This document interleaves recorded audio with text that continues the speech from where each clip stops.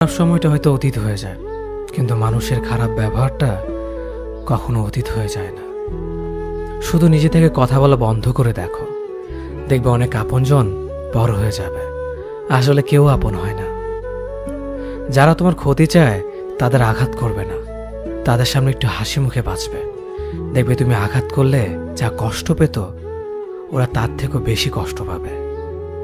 যত মিশবে ততই মানুষ চিনবে, অভিনয় যে কত প্রকার হয় তা বুঝতে পারবে।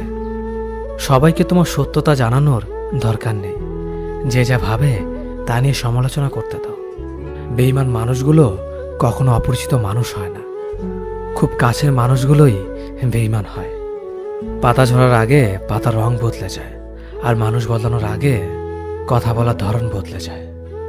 মন কখনো ভাঙে না, যেটা ভাঙে সেটা হলো বিশ্বাস।